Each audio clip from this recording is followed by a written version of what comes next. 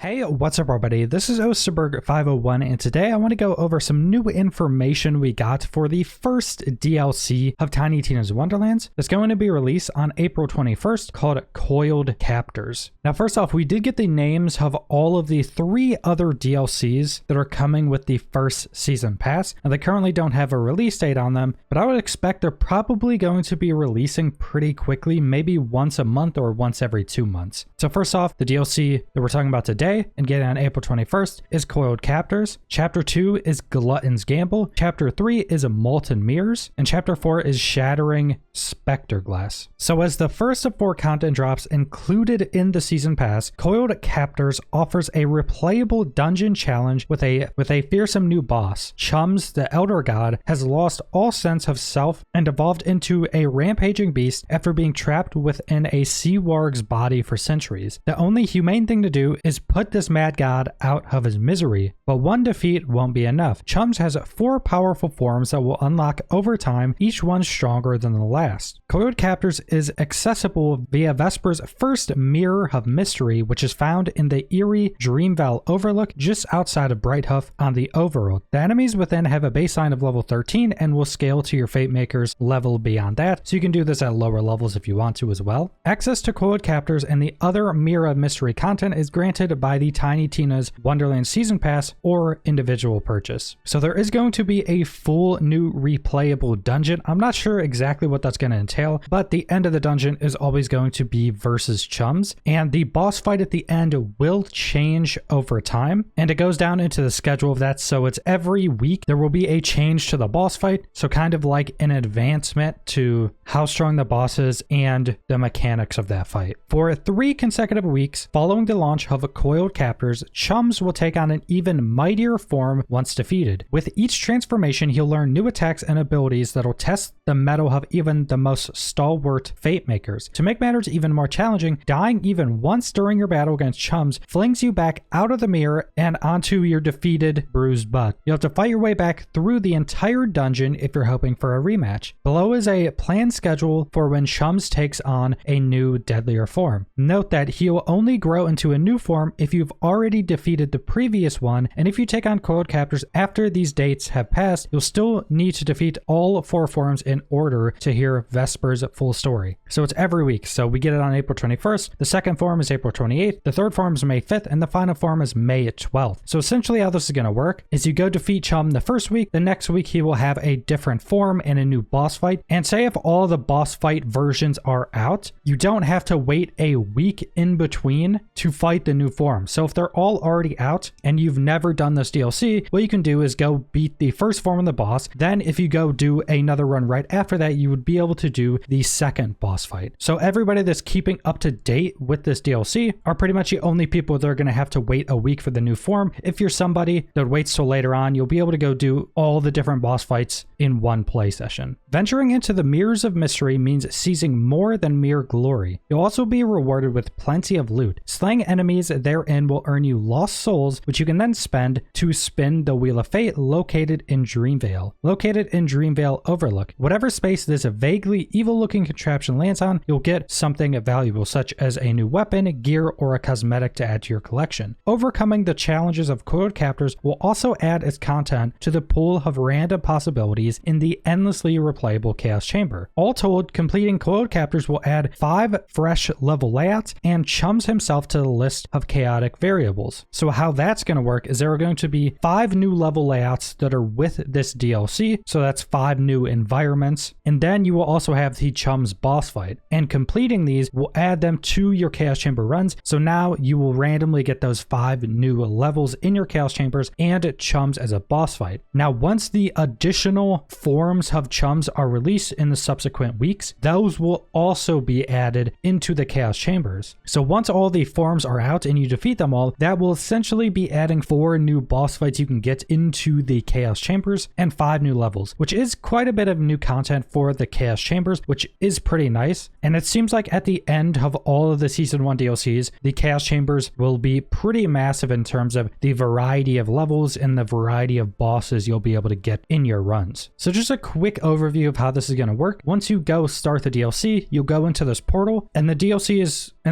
is mainly running this new dungeon that's going to have 5 different levels in it. And once you get to the end of that dungeon, you will face Chums, which is the new boss. Every week past the initial week will also add additional versions of the Chum boss fight. So it's kind of like getting a new boss fight every week, which will total out to be 4 different boss fights. You're going against the same boss, but it's going to be different forms. Maybe there's going to be different like armor on the boss. There's going to be different mechanics, stuff like that. And then anything you do in this DLC will reward you with a currency that you go spend to spin the Wheel of Fate, and then you will get whatever loot it lands on. And there will be a bunch of new items, new cosmetics, new legendaries, new weapons, new armor, all that type of stuff. There will be new loot from this Wheel of Fate. And also, if you're more into the story side of Borderlands, I think there still will be something here for you, because it's kind of explained that Vesper is telling you about the dungeon and the boss when you start fighting the boss, and telling you the story of how this boss came to be, stuff like that. But then every new week, Vesper has new information that you didn't learn in the first week. So instead of this being a more self-contained story like a lot of the other DLCs from other Borderlands games, it's more going to be lore or world building, more based on a specific boss and specific characters. But that's pretty much all I want to go over for the new DLC. It'll come out the day after this video is released, and I will definitely be doing videos on the new items from this, possibly the boss fight, stuff like that. So subscribe to keep an eye out for all that future content. But that's all I want to go over. So subscribe if you want to see more Wonderlands or other videos. Leave a like if you liked the video. If you comment down below what you guys think about this first DLC, and thanks for watching.